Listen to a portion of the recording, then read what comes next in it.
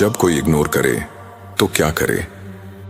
आपको कभी कभी ऐसा लगा होगा कि सामने वाला व्यक्ति आपको इग्नोर कर रहा है, या आपने बहुत बार महसूस किया होगा कि जब कोई व्यक्ति हमसे बात नहीं करता तो उस समय वह हमारी इज्जत भी नहीं करता है, हमारी बातों की तरफ ध्यान नहीं देता है। तब हमें बहुत ही ज्यादा बुरा लगता है और हम अंदर ही अंदर परेशान होने लग जाते हैं। यहाँ हम उस इंसान की बात कर रहे हैं जिससे आप बहुत ज्यादा लगाव रखते हैं, फिर चाहे वह आपका दोस्त हो, गर्लफ्रेंड बॉयफ्रेंड हो, पति पत्नी हो, माता पिता हो, जरेनिया, भाई बहन हो, रिश्तेदार हो, वह कोई भी हो सकता है। इनमें से जब कोई हमें इग्नोर करता है तो हमें तकलीफ होती है, लेकिन अगर कोई ऐसा इंसान जो हमारा अपना नहीं होता है वह अगर हमें इग्नोर करे तो हमें ज्यादा फर्क भी नहीं पड़ता है। लेकिन जब हमारा अपना ही कोई एक समय के बाद हमें इग्नोर करने लग जाता है तो हम डिप्रेशन में चले जाते हैं।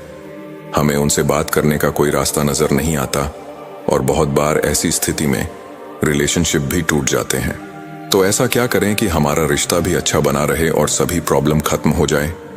तो उसके लिए आपको इस वीडियो में बताई गई बातों को फॉलो करना होगा। आज की यह सेल्फ डेवलपमेंट वाली वीडियो आपके लिए बहुत कारगर होगी। दोस्तों, क्या आप भी चाहते हैं कि इस दुनिया का हर इंसान आपसे आकर अपने आप बात करे, फिर चाहे आप उस व्यक्ति को कितना भी इग्नोर क्यों ना करें? लेकिन यदि आप इन बातों को अपनाते हैं तो लोग आपसे बात करने के लिए तरस जाएंगे। लेकिन पहले कोई हमें इग्नोर क्यों करता है, ये जान लेते हैं। इग्नोर करने के कई कारण होते हैं, जिनमें से मुख्य कारण इस प्रकार हैं। जब आप किसी के लिए हद से ज्यादा हर समय उपलब्ध रहते हैं तो सामने वाला व्यक्ति आपकी कदर नहीं करता है। हद से ज्यादा सामने वाले व्यक्ति की हाँ में हाँ मिलाना। जब आप दूसरों की बातों को हर समय मानते हैं तो सामने वाला व्यक्ति आपकी कदर नहीं करता। दूसरे व्यक्ति के प्रति गलत व्यवहार के कारण आपके भोलेपन की वजह से सामने वाला व्यक्ति आपको बेवकूफ समझता है और आपको इग्नोर करता है। जब भी कोई इग्नोर करे तब ये 10 कारगर नियम अपनाएं और ये काम करें किसी से भी बात करने के लिए। पहला नियम, बात न करने का कारण जानें। अक्सर जब भी कोई हमें इग्नोर करता है तो हम उस व्यक्ति से इस बारे में बात नहीं करते कि वह हमें इग्नोर क्यों कर रहा है, और इसी वजह से हमारे रिश्ते खराब होते चले जाते हैं। तो आपको ऐसी परिस्थिति में जब कोई आपको इग्नोर करता है तो सबसे पहले उस व्यक्ति से जाकर बात करें और कारण को जानने की कोशिश करें। हो सकता है कि सामने वाला व्यक्ति आपकी किसी बात को लेकर आपको इग्नोर कर रहा हो। ऐसा करने पर आप आसानी से इग्नोर करने के कारण का पता लगा सकते हैं। दूसरा नियम, सामने वाले को समझें। जब भी कोई व्यक्ति इग्नोर करता है तो इग्नोर करने के कई सारे कारण होते हैं। बहुत से केस में कुछ गलत फहमियां हो जाती हैं जिनकी वजह से लोग आपको इग्नोर करने लग जाते हैं। ऐसी परिस्थिति में सबसे पहले आपको उस व्यक्ति से जाकर बात करनी चाहिए और उसके बाद उस व्यक्ति को समझने की कोशिश करनी चाहिए कि असल में वह व्यक्ति ऐसा क्यों कर रहा है। हो सकता है कि सामने वाला व्यक्ति अपने किसी काम में बहुत ज्यादा व्यस्त हो और उसके पास कुछ समय के लिए आपसे बात करने का समय न हो। तो ऐसी स्थिति में आपको सामने वाले व्यक्ति पर गुस्सा न दिखाकर उसको समझना चाहिए। यदि आप ऐसा करते हैं तो आपका रिलेशनशिप बेहद ही खूबसूरत बनता चला जाता है, और साथ में ये भी जान लें कि वह सही में व्यस्त है या सिर्फ आपको कहने के लिए व्यस्त है। जब भी कोई व्यक्ति हमें इग्नोर करने लग जाता है तो हम बहुत ज्यादा परेशान होने लग जाते हैं और हमारे दिमाग में सिर्फ एक ही विचार आता रहता है कि उसने मुझे इग्नोर क्यों किया। यदि आप ऐसा करते हैं तो आप और भी ज्यादा गड़बड़ करने लग जाते हैं। ऐसी परिस्थिति में आपको अपने किसी भी अन्य कार्य में व्यस्त हो जाना है, यानी कि आपको कुछ और अच्छा काम करना है। तीसरा नियम, खुद को व्यस्त रखें। आपको उस व्यक्ति से कुछ समय के लिए ध्यान हटाकर कुछ भी नई चीज सीखने में अपना फोकस लगाना चाहिए। जैसे जैसे कुछ समय गुजर जाता है तो सामने वाला व्यक्ति अपने आप ही आपसे बात करने लग जाता है। चौथा नियम, धैर्य रखें। दोस्तों, यदि आप अपने रिलेशनशिप को बेहतर बनाना चाहते हैं तो आपको अपने रिलेशनशिप में शांत रहना सीखना होगा, और शांत रहने के लिए आपके अंदर धैर्य होना चाहिए। यदि सामने वाला व्यक्ति आपको पूरी तरह से इग्नोर कर रहा है तो कुछ समय के लिए आपको भी उस व्यक्ति को इग्नोर करना चाहिए।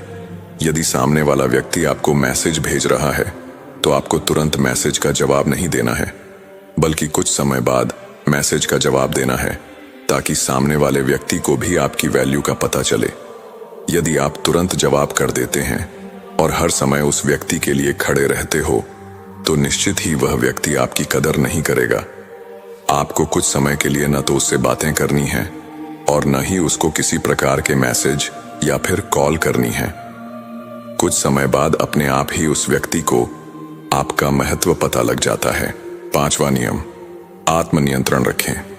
जब भी कोई व्यक्ति हमें इग्नोर करता है, तो हम सबसे बड़ी गलती ये करते हैं कि हमें सिर्फ उस व्यक्ति से बात करनी होती है। हमारा खुद पर कोई भी नियंत्रण नहीं होता है। यदि आप कुछ समय के लिए खुद पर कंट्रोल कर लेते हैं, तो मैं पूरे विश्वास के साथ कह सकता हूं कि सामने वाला व्यक्ति अपने आप ही आकर आपसे बातें करता है। लेकिन इसके लिए आपको खुद पर 100% नियंत्रण होना चाहिए। अक्सर ऐसा होता है कि जब कोई हमें इग्नोर करता है, तब हम और सामने वाले के पीछे पड़ जाते हैं कि क्यों हमें इग्नोर कर रहे हो, और हमारा अपने इमोशंस पर कंट्रोल नहीं रहता। तो ध्यान रखें कि आपके इमोशंस आपकी ताकत से बड़े नहीं होने चाहिए। 6वां नियम, इग्नोर करना सीखें। यदि कोई व्यक्ति आपको इग्नोर कर रहा होता है, तो आपको कुछ समय के लिए उस व्यक्ति से दूरी बना लेनी चाहिए। यानी कि आपको भी उस व्यक्ति को इग्नोर करना आना चाहिए। आपको उस व्यक्ति को किसी प्रकार का मैसेज या फिर कॉल नहीं करनी है। आपको किसी भी तरह से अपने इमोशंस और फीलिंग्स को बचाकर रखना है। जब सामने वाले व्यक्ति को आपकी कमी महसूस होगी, तो वह अपने आप ही आपके पास चलकर आएगा। जब आप सामने वाले को इग्नोर करोगे, तो वह आपके पीछे पड़ जाएगा, ये सोचकर कि ये मुझे क्यों इग्नोर कर रहा है। 7वां नियम, आत्मसम्मान बनाए रखें। जब भी कोई हमें इग्नोर करने लग जाता है, तो उस समय हम अपना आत्मसम्मान खो देते हैं। हम भावनाओं में बह जाते हैं और 24 घंटे हम सिर्फ सामने वाले व्यक्ति के बारे में सोचते रहते हैं और उस व्यक्ति को मनाने के लिए पूरा दिन उस व्यक्ति के पीछे ही घूमते रहते हैं। पूरा दिन उसको मैसेज करते रहते हैं। दोस्तों, यदि आप इस तरह की हरकत कर रहे होते हैं, तो सामने वाला व्यक्ति आपकी बिल्कुल भी कदर नहीं करता है और आपसे परेशान होकर आपसे रिश्ता खत्म भी कर सकता है। और ऐसा करने पर वह व्यक्ति आपको और भी ज्यादा इग्नोर करने लग जाता है। तो आपको ऐसी स्थिति में उस इंसान के पीछे घूमने से अच्छा है अपने आत्मसम्मान को बचा कर रखें। आपको हर समय किसी भी व्यक्ति के लिए उपलब्ध नहीं रहना है, क्योंकि जब तक वह व्यक्ति आपके महत्व को नहीं समझता है, तब तक वह आपकी कदर भी नहीं करता है। इसलिए अपने आत्मसम्मान को बचा कर रखें। 8वां नियम, जैसे हो वैसे ही बनकर रहो। जब हमें कोई भी व्यक्ति इग्नोर कर रहा होता है, तो उस परिस्थिति में हम ओवर एक्टिंग करना शुरू कर देते हैं और हम खुद को ऐसे दिखाने लग जाते हैं कि हम भी उस व्यक्ति को इग्नोर कर रहे हैं। आप सामने वाले व्यक्ति को अटेंशन देना बिल्कुल बंद कर देते हैं, लेकिन आपको ऐसा नहीं करना है। आप जैसे हैं, आपको वैसे ही बनकर रहना है, क्योंकि कोई भी व्यक्ति फेक इंसान को पसंद नहीं करता है। जो इंसान दिल से सच्चा होता है, वह इंसान एक ना एक दिन सभी को नजर आता है। इसलिए जैसे हो वैसे ही बनकर रहो। 9वां नियम, गलत फहमी को दूर करने की कोशिश करें। जब कोई व्यक्ति आपको इग्नोर करने लग जाता है, तब आप भी उस व्यक्ति को इग्नोर करने लग जाते हैं। उस समय ऐसी स्थिति आ जाती है कि वह रिश्ता टूटने के कगार पर आ जाता है। तो आपको, यदि सामने वाला व्यक्ति आपको इग्नोर कर रहा है, तो आप भी उसको इग्नोर ही करते चले जाएंगे। आपको अपने रिश्ते को बचाने के लिए सामने वाले व्यक्ति से आमने सामने बैठकर बात करनी चाहिए और अपने रिश्ते की सभी गलतफहमियों को दूर करना चाहिए। 10वीं नियम, सफल बनो। दोस्तों, इस दुनिया में कोई भी इंसान उस व्यक्ति को इग्नोर नहीं करता है जो सफल होता है। यदि आप एक सफल व्यक्ति हो, तो हर कोई आपसे जुड़ना चाहेगा, लेकिन कोई भी व्यक्ति उस व्यक्ति के साथ नहीं जुड़ना चाहेगा जो कुछ भी नहीं करता है। तो आपको अपने जीवन में लक्ष्य निर्धारित करने चाहिए और लक्ष्य को पूरा करने के लिए फोकस के साथ काम करना चाहिए। तब आपको कोई भी इग्नोर नहीं कर सकता है। उम्मीद करता हूं कि इस वीडियो में बताए गए सारे नियमों को आप फॉलो करके आप अपने आप को बेस्ट वर्जन में पाएंगे। यदि आप भी ऐसी सिचुएशंस में इन तरीकों को अपनाते हैं, तो इस दुनिया का हर इंसान आपसे बात करने के लिए तरसेगा। और वीडियो के आखिर में एक ही बात कहना चाहूंगा कि अपने आप को एक वैल्यूएबल इंसान बनाओ, तब आपको कोई इग्नोर नहीं करेगा। और आपने देखा होगा कि जो बड़े बड़े लोग या हस्तियां या फिर सेलिब्रिटी होते हैं वो किसी भी फंक्शन में ज्यादा देर तक नहीं रुकते। वे 10 से 15 मिनट बात करके चले जाते हैं, जबकि उन्हें कोई काम भी नहीं होता और ना ही कोई मीटिंग होती है, फिर भी वे चले जाते हैं। तो इसका कारण है कि वे ज्यादा देर तक उपलब्ध रहना नहीं चाहते। अगर आप जितना ज्यादा उपलब्ध रहोगे तो लोग आपको उतना ही बेकार इंसान समझकर आपका सिर्फ इस्तेमाल करेंगे और कुछ नहीं। तो इन सब बातों का अक्सर ध्यान जरूर रखें ताकि आपको कोई इग्नोर ना कर सके। तो मिलते हैं हम अगली वीडियो में, तब तक के लिए धन्यवाद। दोस्तों, क्या आपको कभी ऐसा लगा है कि आप अकेले हैं? जैसे चारों तरफ लोग तो हैं पर कोई आपका नहीं है। क्या आपने कभी सोचा है कि अकेलेपन का वह एहसास जो आपको कमजोर बनाता है वह आपकी सबसे बड़ी ताकत भी बन सकता है? इस कहानी में हम अकेलेपन को एक नए नजरिए से देखेंगे। यह कोई बोझ नहीं बल्कि एक ऐसा सुनहरा मौका है जो आपको खुद से मिलता है। इसे समझने के लिए आपको इस कहानी के हर शब्द को महसूस करना होगा, क्योंकि आज मैं आपको ऐसे पहलुओं से रूबरू करवाने वाला हूं जो शायद आपने कभी ना सुने हो। पहले आप एक बात समझिए, दुनिया के सबसे बड़े बदलाव तब आए जब इंसान अकेला था। स्वामी विवेकानंद ने अकेलेपन में अपनी आत्मा की गहराई को पहचाना और महात्मा बुद्ध ने एकांत में ही अपनी अंतरात्मा को जागृत किया। क्या यह संभव होता अगर यह लोग भी अकेलेपन से डर गए होते? नहीं, यही फर्क है हार मानने और अकेलेपन को अपनी ताकत में बदलने का। पर सवाल यह है कि हम अकेलेपन को कैसे अपनाएं। हम आपको एक कहानी सुनाते हैं। एक गांव में एक सबल नाम का लड़का रहता था। सबल बचपन से ही बहुत चंचल था, लेकिन जैसे जैसे बड़ा हुआ उसकी जिंदगी में जिम्मेदारियां बढ़ने लगीं। दोस्तों ने दूरियां बना ली और वह खुद को सबसे अलग अलग महसूस करने लगा। वह हर दिन अपने कमरे में बंद रहता और अपने अकेलेपन को कोसता। एक दिन सबल की दादी ने उससे कहा, सबल, इस दुनिया में हर व्यक्ति अकेले आता है और अकेले ही जाता है, लेकिन फर्क इस बात से पड़ता है कि जब तुम अकेले हो तब तुमने अपने समय का क्या किया। यह बात सबल के दिल में घर कर गई। उसने अपने अकेले समय का उपयोग अपने भीतर छुपी रचनात्मकता को खोजने में किया। उसने लिखना शुरू किया। धीरे धीरे उसकी कहानियां इतनी मशहूर हुईं कि लोग उसकी कहानियों में अपने जीवन का अक्स देखने लगे। यह कहानी हमें यह सिखाती है कि अकेलापन केवल एक एहसास नहीं बल्कि एक शक्ति है जो आपको अपनी जिंदगी को नया आकार देने का मौका देती है। जब आप खुद को वक्त देते हैं तब आप वह कर पाते हैं जो शायद दूसरों की मौजूदगी में मुमकिन नहीं होता। आपने यह तो सुना ही होगा कि सबसे बड़ी लड़ाई इंसान खुद से लड़ता है, और जब आप इस लड़ाई में जीत जाते हैं तो आपको कोई हरा नहीं सकता। अकेले समय में आप अपनी कमजोरी को पहचान सकते हैं, अपनी ताकत को निखार सकते हैं और अपने लक्ष्यों को तय कर सकते हैं। लेकिन इस सफर में सबसे जरूरी है कि आप अपनी सोच को सकारात्मक बनाएं। अकेलापन आपको तोड़ सकता है, लेकिन अगर आप इसे सही नजरिए से देखेंगे तो यही आपको बना भी सकता है। आप ध्यान करें, योगा करें या नई चीजें सीखें। जो समय आप दुखी रहने में लगाते हैं उसे खुद को बेहतर बनाने में लगाएं। दोस्तों, आज आपको ऐसी अनमोल सीख मिलेगी जो आपकी जिंदगी बदल देगी। यह एक शुरुआत है आपकी अपनी खुद की कहानी को नए सिरे से लिखने की। और यह सिर्फ अकेलेपन की बात नहीं है, यह बात है उस आत्मनिर्भरता की जो आपके अंदर छुपी है। यह बात है उस रचनात्मकता की जिसे आप नजरअंदाज कर रहे हैं। यह बात है उस ऊर्जा की जो हर बार आपको गिरने से उठने के लिए कहती है।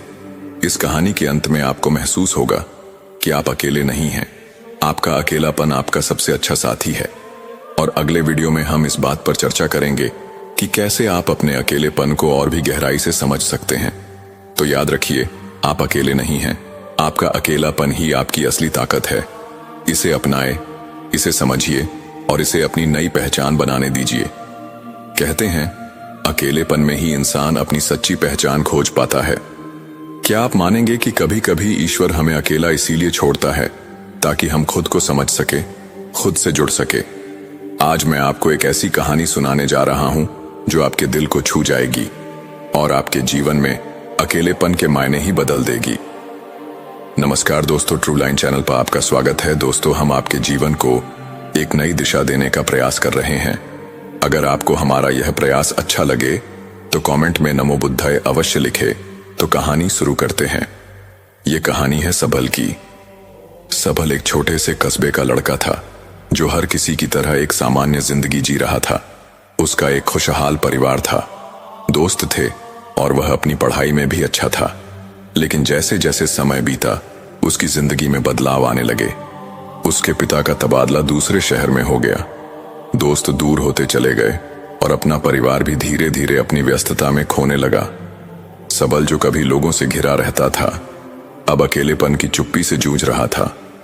सबल को यह समझ नहीं आ रहा था कि यह सब क्यों हो रहा है। उसे लगता था जैसे उसकी जिंदगी से सब कुछ खत्म हो गया है। वह अकेले कमरे में बैठा खुद से सवाल करता रहता, आखिर मेरी गलती क्या है? क्या मैं इतना बुरा हूं कि सबने मुझे छोड़ दिया? यह अकेलापन उसके अंदर एक गहरी उदासी और बेचैनी भर रहा था। एक दिन जब वह पार्क में बैठा था तो उसने देखा कि एक छोटी सी चिड़िया अपने घोंसले में अकेली बैठी है। लेकिन वह उदास नहीं थी, वह बार बार उड़ान भरती, पेड़ की डालियों से तिनके लाती और अपने घोंसले को मजबूत बनाती। सबल ने पहली बार महसूस किया कि वह चिड़िया भी अकेली थी, लेकिन उसने अपने अकेलेपन को अपनी मजबूती बना लिया। वह अपने घोंसले को तैयार कर रही थी ताकि जब वक्त आए तो वह उसमें सुकून पा सके। इस घटना ने सबल को झकझोर दिया। अब वह समझ गया था कि अकेलापन हमें तोड़ने के लिए नहीं आता, यह हमें खुद को बनाने का मौका देता है। उसी दिन से सबल ने ठान लिया कि वह अपने अकेलेपन को अपनी कमजोरी नहीं, अपनी ताकत बनाएगा। उसने पढ़ाई पर ध्यान देना शुरू किया, नई नई किताबें पढ़ने लगा और धीरे धीरे उसकी जिंदगी में बदलाव आने लगा। लेकिन कहानी यहीं खत्म नहीं होती। सबल ने जो अकेलेपन में सीखा वह हर किसी के लिए एक सबक है। उसने महसूस किया कि अकेलापन एक खाली कागज की तरह है जिस पर आप अपनी जिंदगी के रंग भर सकते हैं। उसने यह भी समझा कि अकेला समय वह खजाना है जिसमें आप अपनी आत्मा की आवाज सुन सकते हैं। एक दिन जब सबल ने एक बड़ी प्रतियोगिता में भाग लिया तो उसने अपनी तैयारियों से सभी को चौंका दिया। उसे पुरस्कार मिला, लेकिन उससे बड़ी चीज जो उसने हासिल की वह थी खुद पर विश्वास। जब लोगों ने उससे पूछा कि उसने इतनी तैयारी अकेले कैसे की, तो वह मुस्कुराकर बोला, मेरा अकेलापन ही मेरा सबसे अच्छा साथी है। उसने मुझे खुद से मिलवाया और अपनी असली ताकत का एहसास करवाया। सबल की कहानी हमें यह सिखाती है कि अकेलापन सिर्फ एक एहसास नहीं बल्कि एक ताकत है। यह हमें हमारी कमजोरियों से लड़ने और खुद को एक नई दिशा देने का मौका देता है। तो आप भी सोचिए, क्या आप अपने अकेलेपन को एक नया मोड़ दे सकते हैं? क्या आप इसे अपनी रचनात्मकता और आत्मनिर्भरता की ओर ले जा सकते हैं? शायद आपकी कहानी भी किसी सबल की तरह किसी और के लिए प्रेरणा बन जाए। इस कहानी से एक और बात निकल कर आती है, अकेलापन केवल एक स्थिति नहीं, यह एक मौका है। यह वह समय है जब आप अपनी जिंदगी को एक नई दिशा दे सकते हैं। और यहीं से हमारी अगली चर्चा शुरू होगी। अगली बार हम जानेंगे कि कैसे अकेलापन हमें खुद को और गहराई से जानने का मौका देता है और कैसे आप इसे अपनी आत्म विकास का माध्यम बना सकते हैं।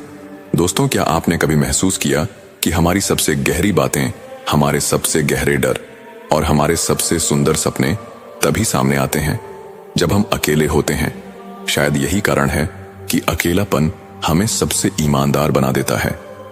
आज हम उस अकेलेपन से जुड़े एक ऐसे पहलू की बात करेंगे जो आपको खुद से और दूसरों से गहरे स्तर पर जोड़ देगा। सबल की कहानी वहीं खत्म नहीं हुई थी। वह जब अपने अकेलेपन को अपनी ताकत बना रहा था तो उसने एक और अनमोल चीज सीखी। वह था दूसरों के साथ साथ गहराई से जुड़ने का हुनर। यह कनेक्शन सिर्फ शब्दों तक सीमित नहीं था बल्कि भावनाओं और समझ का था। एक दिन सबल अपने गुरुजी के पास गया और उनसे पूछा, गुरुजी, जब मैं अकेला था तो मैंने खुद को समझा, लेकिन अब मैं देखता हूं कि लोग एक दूसरे से बातें करते हुए भी अकेले हैं। ऐसा क्यों? गुरुजी मुस्कुराए और बोले, सबल, बातें करना और जुड़ना दो अलग अलग चीजें हैं। जुड़ने के लिए सिर्फ शब्द नहीं, भावनाओं का आदान प्रदान होना चाहिए। और यह तब होता है जब हम सच में सुनने की कला सीखते हैं।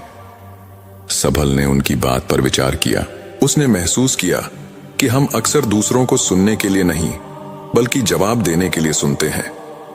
यही कारण है कि हमारे संवाद गहरे नहीं होते।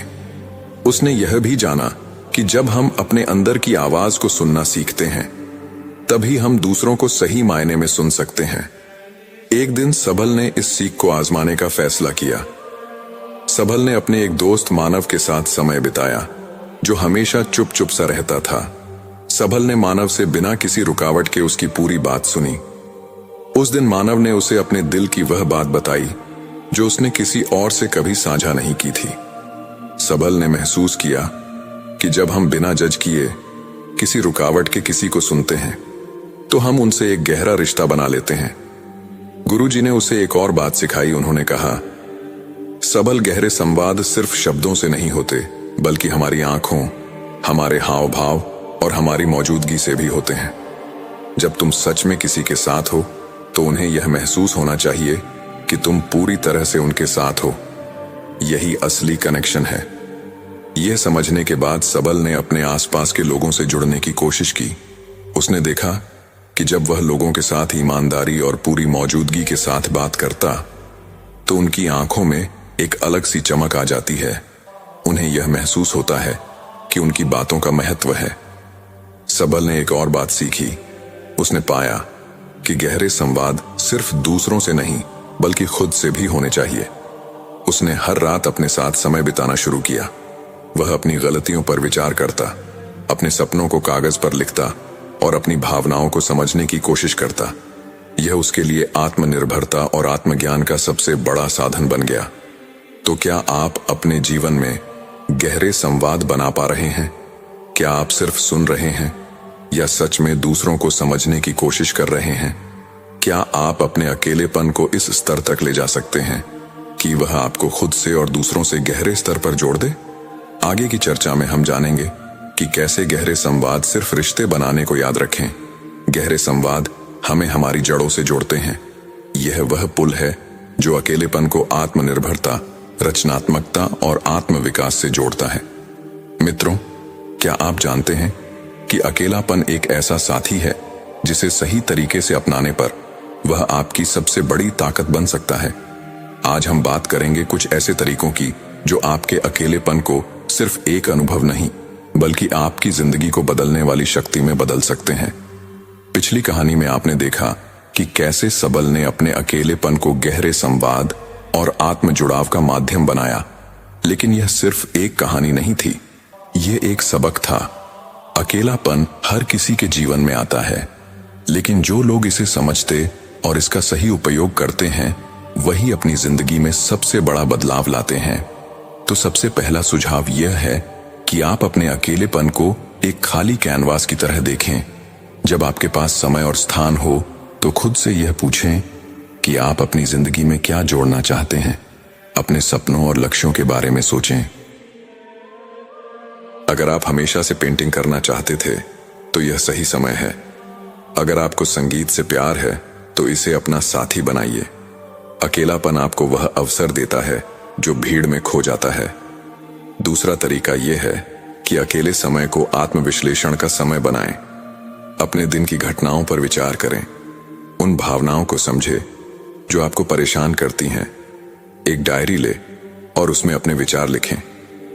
यह प्रक्रिया न केवल आपको अपनी भावनाओं को समझने में मदद करेगी बल्कि आपको मानसिक शांति भी देगी। सबल ने यही किया था। उसने अपने विचारों को शब्दों में बदला और पाया कि उसकी सबसे बड़ी समस्याओं का हल उसके अंदर ही छिपा था। तीसरा सुझाव यह है कि अपने शरीर और मन का ख्याल रखें।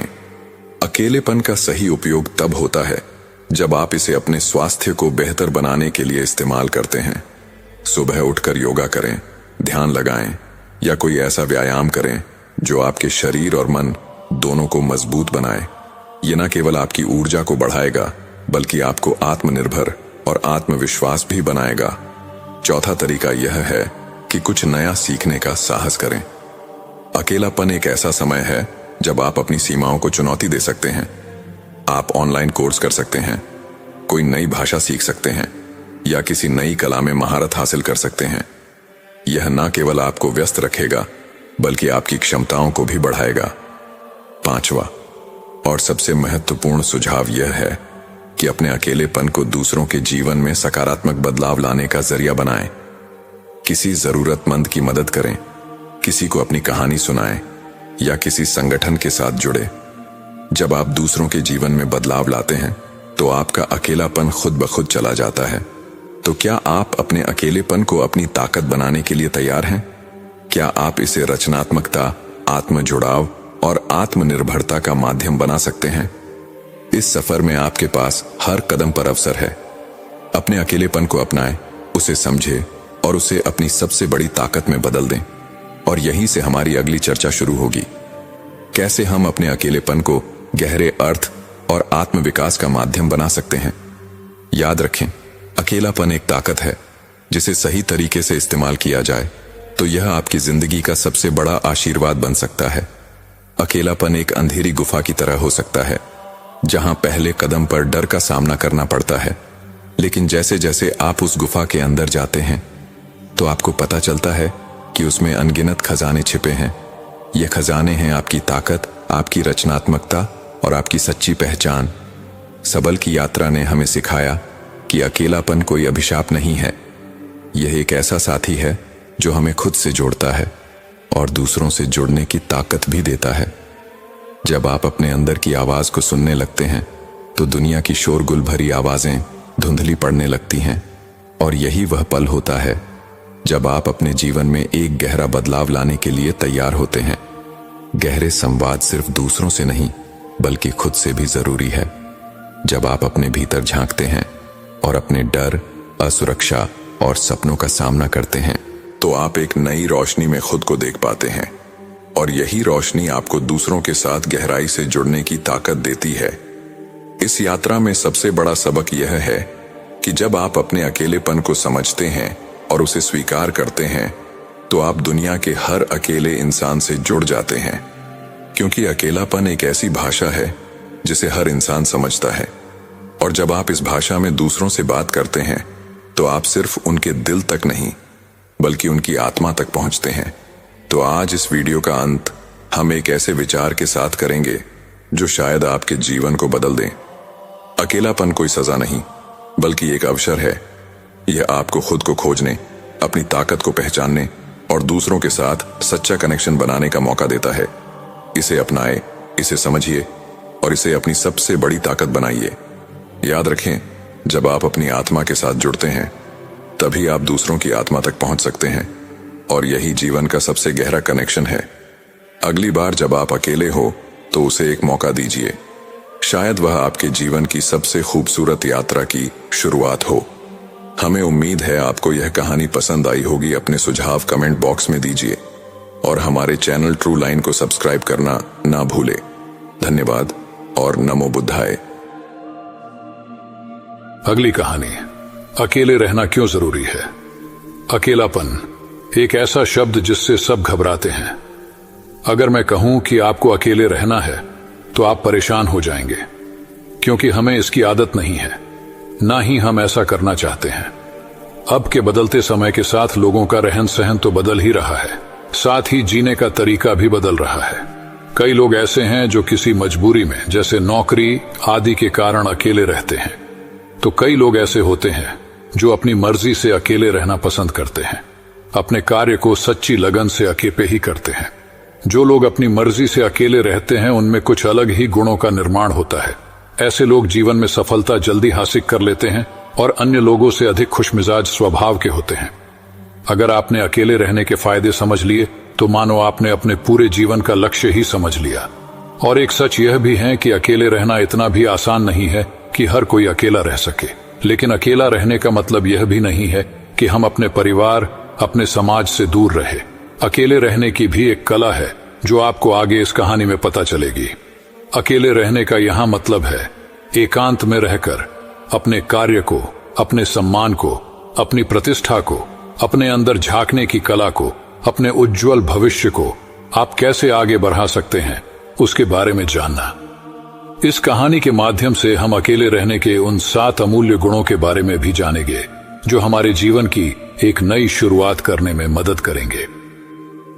नमस्कार दोस्तों, ट्रू लाइन यूट्यूब चैनल पर आपका स्वागत है। तो कहानी शुरू करते हैं।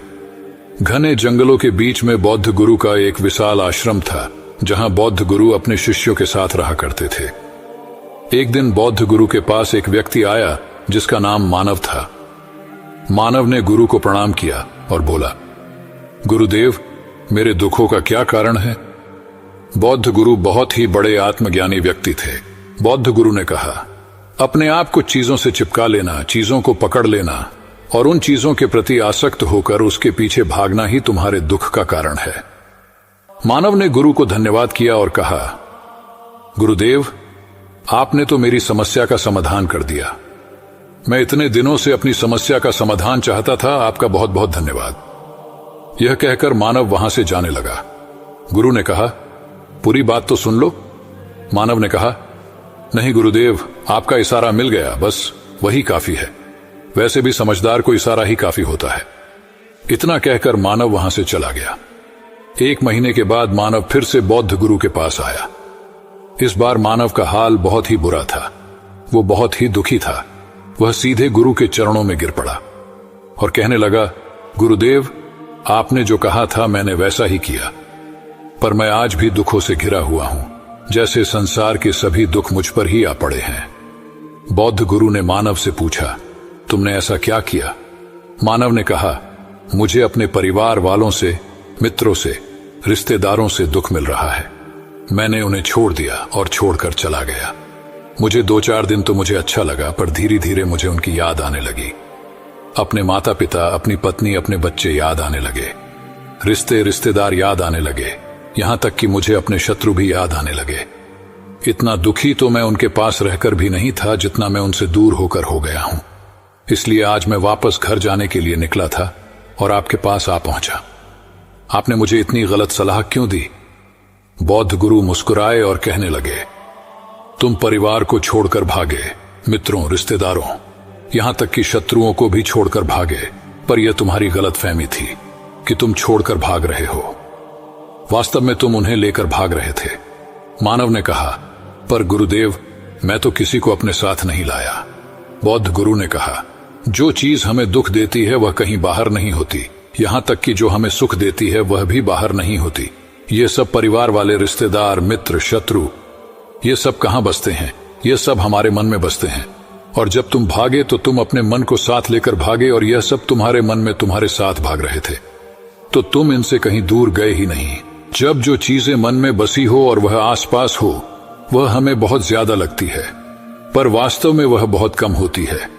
और जब हम इन चीजों से दूर हो जाते हैं, यानी छोड़कर भाग जाते हैं, तब मन उन चीजों को पाने के लिए फिर से प्रयास करने लगता है, और तब यह चीजें बहुत ज्यादा दुख देती है, जैसा तुम्हें हो रहा है। मानव ने कहा, तो गुरुदेव, अब मैं क्या करूं? चीजों के साथ रहो तो दुख, चीजों को छोड़कर जाओ तो दुख। क्या मैंने सिर्फ दुख उठाने के लिए ही जन्म लिया है? बौद्ध गुरु जोर जोर से हंसने लगे और कहने लगे, यह बात बिल्कुल सत्य है। यहां सब सिर्फ दुख उठाने के लिए ही जन्म लेते हैं, पर यह भी सत्य है कि इन दुखों के पार सुख भी है, और उस सुख के पार दुख भी है।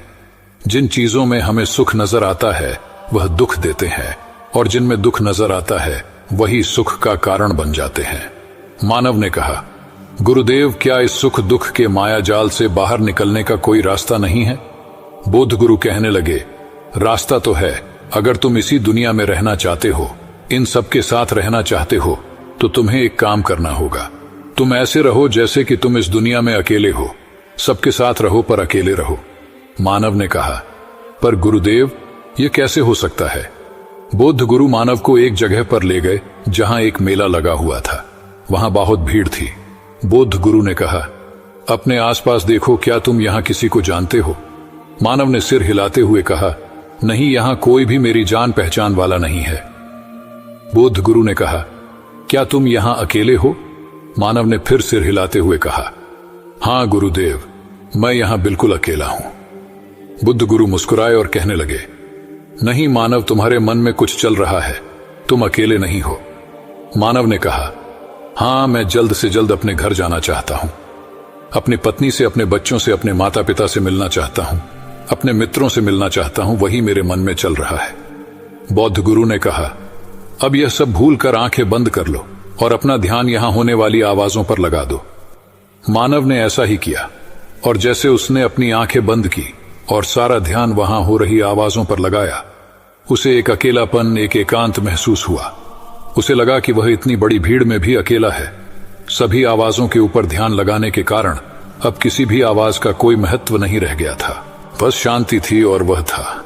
उसने अपनी आंखें खोली और कहा, गुरुदेव, यहां तो मैं बिल्कुल अकेला हूं। यहां बहुत भीड़ है पर मैं फिर भी अकेला हूं। बौद्ध गुरु ने कहा, बस इसी तरह अकेले होना तुम्हें।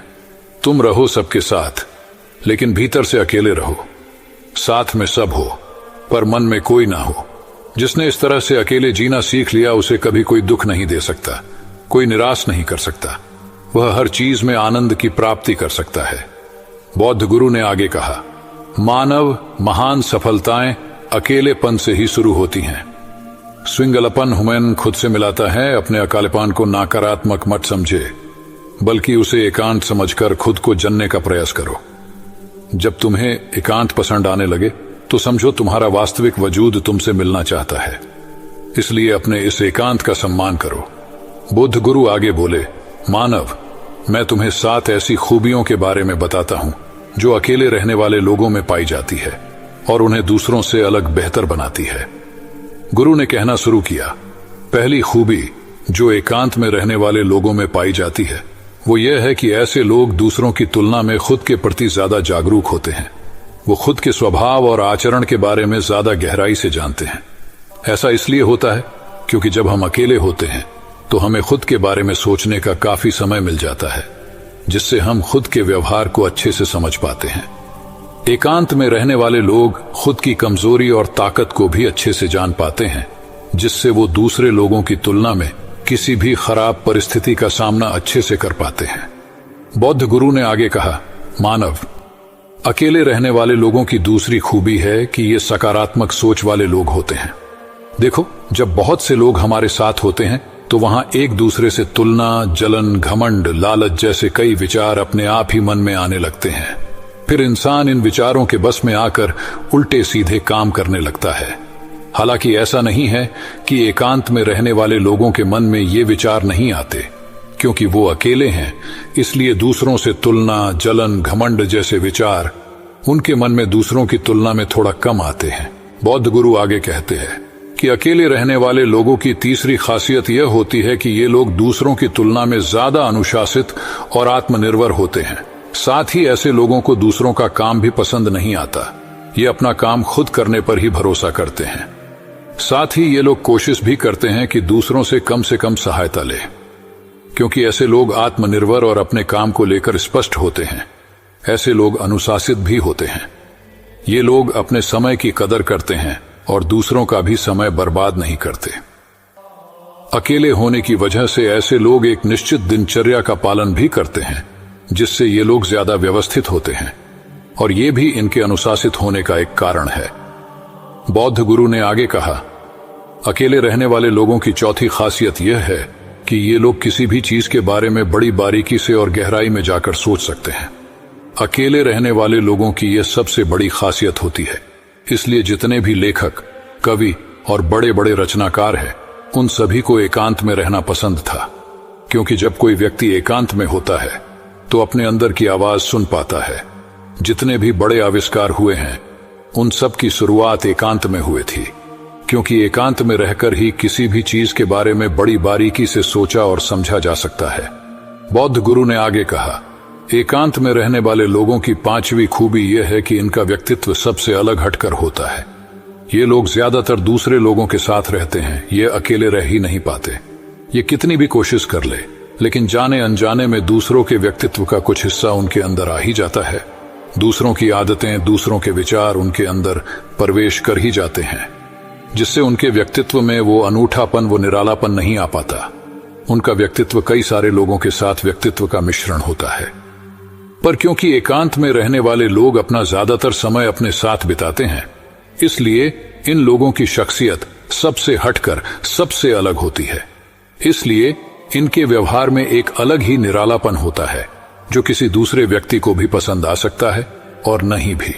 बुद्ध गुरु आगे बताते हैं, छठी खासियत जो एकांत में रहने वाले लोगों में होती है, ये ज्यादा लोगों से अपने संबंध नहीं बनाते हैं, लेकिन ये जितने भी लोगों से संबंध बनाते हैं सच्चे दिल से बनाते हैं। ऐसी लोगों के बहुत ही कम दोस्त होते हैं, लेकिन जितने भी होते हैं यह उनसे अपनी दोस्ती पूरी ईमानदारी से निभाने की कोशिश करते हैं। अक्सर लोगों को यह लगता है कि एकांत में रहने वाले लोग बहुत कम बात करते हैं, लेकिन जिनके साथ भी होते हैं बहुत मजबूत होते हैं। बौद्ध गुरु ने आगे कहा, एकांत में रहने वाले लोगों की सातवीं खूबी यह है कि ये लोग मानसिक तौर पर और भावनात्मक रूप से मजबूत होते हैं, क्योंकि उन्हें पता होता है कि अगर कोई समस्या उनके ऊपर आती है तो उन्हें अकेले ही उन समस्या से निपटना होगा।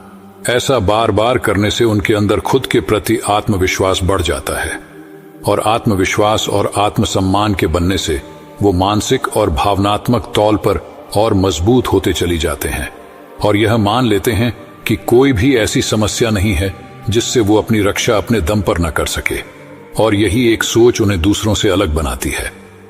इतना कहने के बाद बौद्ध गुरु चुप हो गए। मानव ने कहा, गुरुदेव, आपकी सारी बात सही है, लेकिन यह कब कहा जा सकता है कि अकेलापन एक वरदान है? यह सुनकर बौद्ध गुरु ने कहा, अकेलापन हमेशा से ही एक वरदान रहा है, अगर हम उस समस्या को पूरी सकारात्मकता के साथ उपयोग कर पाए तो।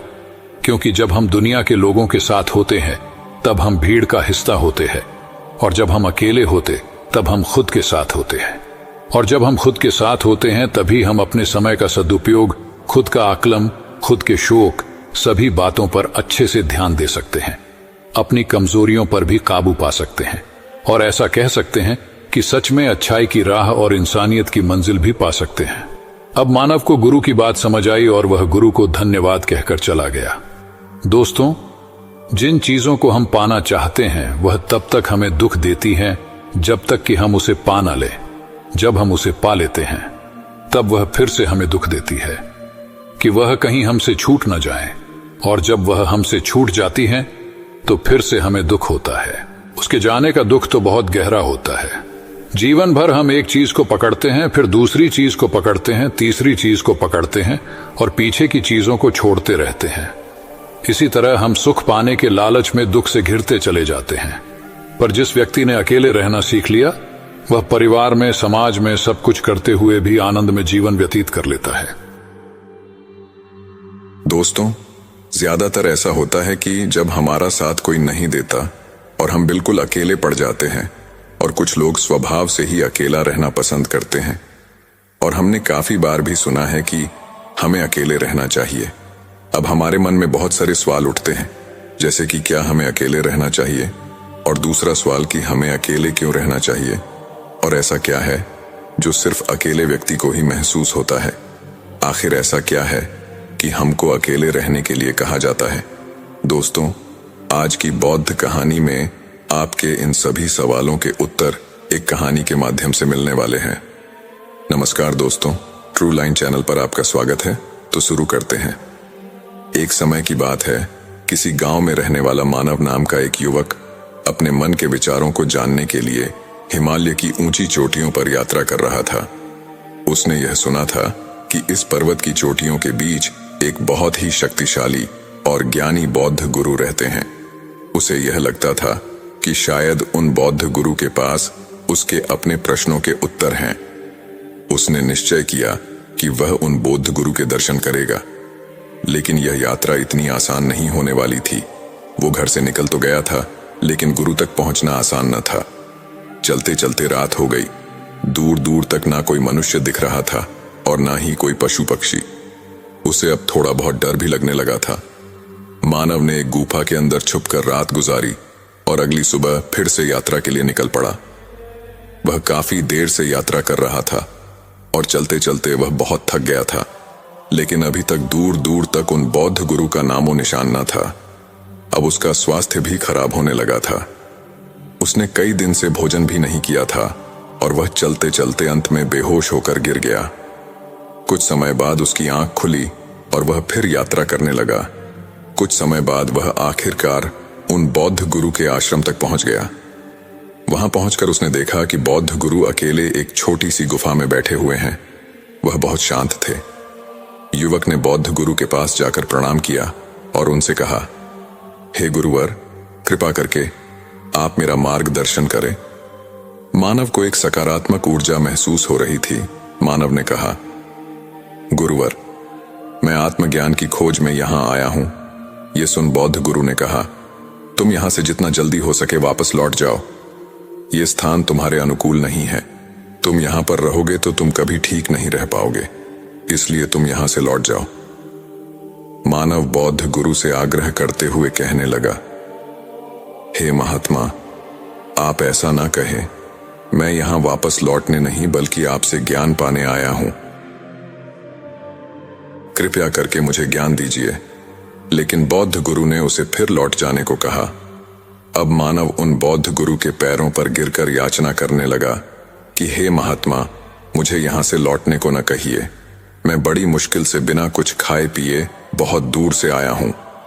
मैंने क्रोध से अपना घर त्याग दिया, क्योंकि वहां पर मेरी भावनाओं और मेरे विचारों को कोई नहीं समझता था। इसलिए अब आप ही मेरा मार्गदर्शन करें। मैं जीवन में बिल्कुल अकेला हो गया हूं। मेरा साथ देने वाला कोई नहीं है। बौद्ध गुरु ने कहा, यह तो अच्छी बात है। अगर तुम अकेले हो तो तुम अकेले ही पूरा विश्व जीत सकते हो। तुम अपने आप में ही संपूर्ण हो। तुम्हें किसी और की क्या आवश्यकता है? यह तो अच्छी बात है। मानव ने कहा, लेकिन मुझे अकेले रहना नहीं आता। अकेले कैसे रहते हैं, आप ही मुझे बताने की कृपा करें। बौद्ध गुरु ने कहा कि अकेले रहने में बहुत शक्ति है। जो व्यक्ति अकेले रहने की ताकत को समझ जाता है, वह इस संसार को जीतने की ताकत रखता है। बौद्ध गुरु ने मन से भटके हुए उस युवक को देखा और कहा, भंते, तुम्हारा मन एक गहरे समुद्र के समान है, जिसमें इस संसार की सारी सत्यता और जीवन का ज्ञान छिपा हुआ है। यह समुद्र तुम्हारे अंतर्मन की गहराई में छिपा हुआ है। इसे पहचानने और जानने के लिए तुम्हें ध्यान और तपस्या की आवश्यकता है। जब तुम अपने मन को पहचानोगे तो सारे संसार का ज्ञान और सत्यता तुम्हारे नियंत्रण में होगी। युवक ने कहा, गुरुवर, आप ही कृपा करके बताइए कि मैं शुरुआत किस प्रकार करूं। बौद्ध गुरु ने कहा, पहले तुम सब्र करो और यहां से कुछ दूरी पर एक कुटिया बनाकर रहो, और तुम्हें मुझसे 2 महीने तक बात नहीं करनी है। तुम 2 महीने में जो भी अनुभव करोगे उसे मुझे 2 महीने बाद बताना। ये सुन मानव बौद्ध गुरु के कहे अनुसार उनसे कुछ दूर एक कुटिया बनाकर रहने लगा। अभी मानव वहां पर नया नया था, इसीलिए उसे अकेले रहने का अनुभव नहीं था। उसे अकेले रहने की आदत नहीं थी। कभी वह अपने परिवार वालों को याद करके रोने लगता, तो कभी उसे अपने माता पिता की याद आने लगती। कभी उसे वह सारी बातें याद आने लगती कि किस प्रकार उसके परिवार वाले उसका ध्यान रखते थे, उसे भोजन कराते और उसे कभी भी अपने से दूर नहीं होना देना चाहते थे। उसने सोचा कि बौद्ध गुरु के पास जाकर उस चीज का उपाय पूछूं, लेकिन उसे बुद्ध गुरु की कही बात याद आ जाती कि उसे 2 महीने तक उनके पास नहीं जाना है। अब मानव जैसे तैसे ध्यान करने लगा। धीरे धीरे कुछ समय और बीत गया, लेकिन वह अभी भी अकेले रहने से परेशान था। वह बार बार घबरा जाता। वह जब भी ध्यान करने बैठता तो उसके मन में घबराहट होने लगती। वह बेचैन हो जाता और वह चाहकर भी कुछ नहीं कर पा रहा था। कुछ दिनों बाद उसे उन बौद्ध गुरु से दूर रहने की आदत हो गई, लेकिन उसे अभी भी परिवार वालों की याद आती रहती थी। इसी प्रकार समय बीतता गया और देखते ही देखते 2 महीने बीत गए। अब वह अपने ध्यान से चीजों को समझने लगा था। मानव ने बौद्ध गुरु के शब्दों को समझने का प्रयास किया। वह अपनी मन की शांति की खोज में निकल पड़ा। उसकी यात्रा लंबे समय तक चलती रही, लेकिन उसने कभी हार नहीं मानी। उसने अपनी क्षमता को बढ़ाते हुए ध्यान का अभ्यास किया और अपने मन की गहराइयों में समाहित होने का प्रयास किया। रात के अंधेरे में वह ध्यान में मग्न होकर बैठा रहता। स्विंग मानव अपनी आती जाती सांसों पर ध्यान केंद्रित करता। वह न सिर्फ अपने मन की उपस्थिति अनुभव करता, बल्कि उसके मन की गहराई में छिपे ज्ञान का भी अनुभव करता। मानव अब धीरे धीरे अपने मन की दुर्लभ और रहस्यमयी शक्तियों को महसूस करने लगा। वह देखने लगा कि इस ब्रह्मांड की अद्वितीय शक्ति और समस्त जीव जंतुओं की एकता का अद्भुत रहस्य उसके सामने प्रकट हो रहा था। उसने बौद्ध गुरु के उपदेश को अपनाया और अपने मन के अद्वितीय सागर में डूबने लगा। धीरे धीरे उसके ज्ञान, धैर्यता और संवेदनशीलता में वृद्धि होने लगी। वह इस विश्व के रहस्यों को समझने और उसके साथ मिलकर जीवन जीने की कला सीखने लगा था। मानव का मन अब स्वतंत्रता और ज्ञान से पूर्ण था। एक दिन मानव ने बौद्ध गुरु से पूछा कि गुरुवर, अब मुझे काफी समय हो गया है, अब आप मेरे प्रश्नों के उत्तर देने की कृपा करें। बौद्ध गुरु ने कहा, पूछो, क्या पूछना चाहते हो? मानव ने कहा, मेरा सिर्फ एक ही प्रश्न है कि जो लोग अकेले रहते हैं, किसी से ज्यादा बात नहीं करते, खुद में ही मस्त रहते हैं, चाहे वो कोई महात्मा हो या कोई बुजुर्ग या कोई युवा व्यक्ति, आखिर ऐसा क्या है जो एक अकेले रहने वाले को खुश और प्रसन्नचित्त रखता है? अब बौद्ध गुरु ने मुस्कुराते हुए कहा, ठीक है, मैं तुम्हें अकेले रहने के इस रहस्य के बारे में बताता हूं। तुम इन बातों को ध्यान से सुनना, क्योंकि अब तुम्हारा जीवन बदलने वाला है। तुम्हारा मन बार बार इसलिए भटकता है क्योंकि मन को अकेले रहना पसंद नहीं है और उसे वश में करना लगभग असंभव है। लेकिन अगर मन को वश में करना सीख लिया तो यह मन उनके लिए हर एक